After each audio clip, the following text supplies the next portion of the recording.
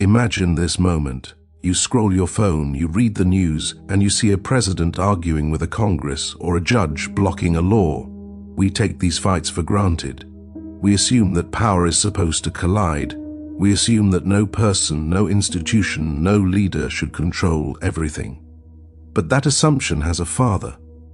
His name is Montesquieu. He lived almost 300 years ago, and yet the skeleton of every modern democracy, every constitution, every debate about freedom, justice, limits, rights, all of this sits inside a single idea that he carved into history. Power should never be one single fist. Montesquieu is not a pop culture name. He is not a poster on a teenager's bedroom wall. He is quiet. He is hidden inside systems. He is present, not in a statue, but in the architecture of how power works. And this video is not about worshipping a philosopher. This video is about discovering the engineer behind the invisible machine that decides how free a nation can be. We are opening the blueprint of modern freedom, drawn by the hand of Charles Louis II Dut, Baron de Montesquieu. Before we dive into his life and his ideas, hi, I'm Federico, and this is the Mind of the Masters. If you enjoy deep thinkers and world-changing ideas, make sure you like the video and subscribe. I also want to hear from you. Tell me in the comments, which thinker, which writer, which revolutionary mind should I explore next? There's a new episode every day. So now, let's begin. Chapter 2. Biography.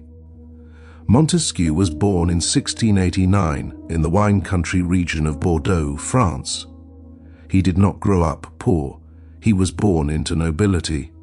But nobility did not give him comfort. It gave him access. He studied law. He inherited a title, and he entered the world of courts, judges, conflicts, political gossip. He entered the machinery where power really moves. And he was not satisfied. He wanted to go deeper. In the early 1700s, he traveled across Europe, England, Austria, Italy, Holland. He did not travel like a tourist. He traveled like a scientist, observing political ecosystems. In England, he witnessed something revolutionary, a constitutional monarchy, not a king with infinite power, but a king who is limited. This shocked him like a thunderbolt, because in France, the Sun King Louis XIV had been a symbol of absolutism, l'état, c'est moi, him the state. Montesquieu looked at England and realized a different architecture of power is possible. So when he returned to France, he started writing, studying, comparing laws, comparing governments, comparing how societies behave. He did not write philosophy as opinion. He wrote philosophy as a comparative science. He spent over 20 years refining his masterpiece, slowly, methodically. And in 1748, he finally published it, The Spirit of the Laws. This book was not a book, it was a bomb. It spread across Europe, it crossed the Atlantic. It entered the minds of the men who wrote the Constitution of the United States. Montesquieu died in 1755 in Paris. He never saw the American Revolution. He never saw the French Revolution. But both revolutions were shaped by his ideas. He was the thinker who engineers a future he never lived to witness. Chapter 3. His big thought. First, the separation of powers. Montesquieu looked at the world and saw a danger that most people ignored. When one single person or institution controls everything, the possibility of justice becomes an illusion. To explain his idea, imagine a city called Aurora. In Aurora, there is one office, a golden palace, and one powerful leader who does everything. He writes the rules of the city, he decides who is guilty, he executes punishment. He is the author, the judge, and the police, all at once. Now ask yourself, who protects the weak from him? Who stops him if he becomes cruel? Montesquieu's answer was radical for his time. Power must be divided into branches, separate from each other, each with its own role. So in Aurora, instead of one golden palace, there would be three different institutions. One, the writers of law, they decide the rules, but they can't enforce them. Two, the enforcers, they apply the law, but they can't invent new rules. Three, the judges, they interpret the law, but they can't create or enforce. This structure creates tension on purpose. Because for Montesquieu, the perfect government is not a government that moves smoothly like a single machine. The perfect government is one where each part watches the other parts, like three guardians watching each other's shadows. He believed that freedom is not natural, freedom must be engineered. And this is the first pillar of his architecture. You don't guarantee liberty by trusting the powerful. You guarantee liberty by splitting their power so they never become unstoppable. Chapter 4. His big thought. Second, laws must adapt to their environment. Montesquieu looked at empires and kingdoms the way a tailor looks at human bodies. He noticed something simple but profound. A law that works beautifully in one society might be toxic in another. Imagine two places. In the north, a land of snow, long nights and cold winds. In this place, people grow up needing discipline, planning, storing food, respecting strict routines, surviving winter. In the south, a land of heat, bright sun, beaches, fruit in abundance. People grow up with spontaneity, social closeness, emotional fire, movement, celebration. Now imagine you take the laws from the north and impose them on the south, or the other way around.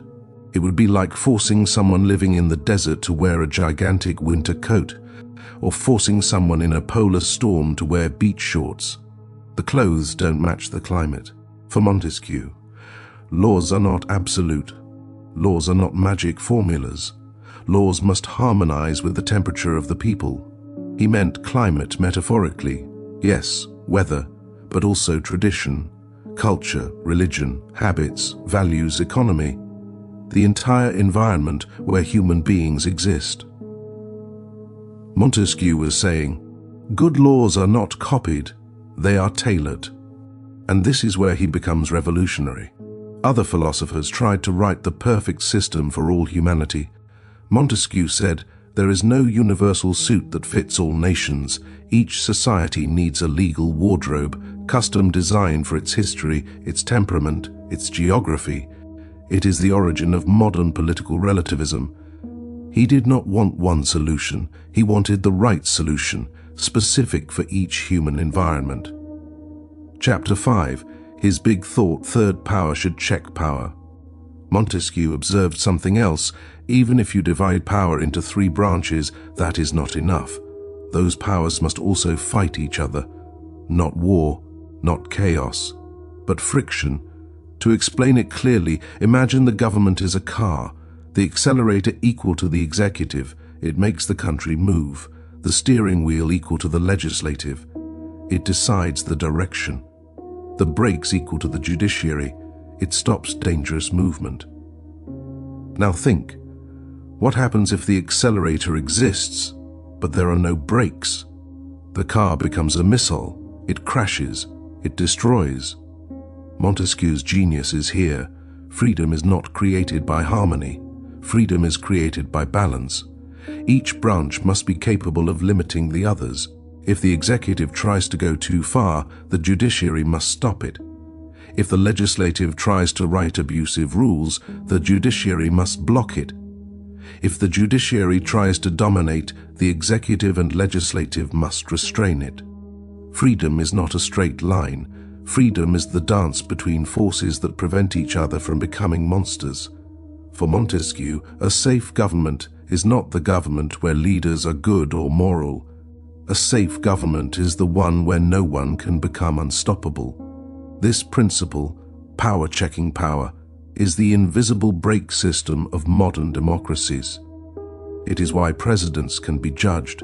It is why laws can be vetoed. It is why judges cannot invent laws whenever they want.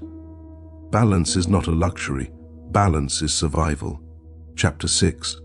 Conclusion. Why his ideas matter now. Montesquieu is not a trending topic. He is not a meme. He is not a hot take. He is a foundation. When we speak about justice, when we feel that a government should not be able to do whatever it wants, when we expect our society to have limits, rules, responsibilities, we are living inside the architecture he imagined. Montesquieu's work reminds us of something quietly eternal. Freedom is not a gift. Freedom is a structure. It requires architecture like a cathedral. It requires engineering like a bridge. And once built, it must be maintained or it collapses. We live in a time where technology accelerates everything: news, anger, opinion, judgment. But the balance that protects human dignity moves much slower. It is careful, deliberate, methodical. Montesquieu teaches us that in a world of speed, the most important protections are not fast agreements, but slow structures. He shows us that freedom survives not because people are good, but because systems are designed intelligently. And so, in a world full of noise, his voice is still relevant, precisely because it is patient. Montesquieu is the reminder that the most important revolutions are invisible. They happen in the architecture of the mind.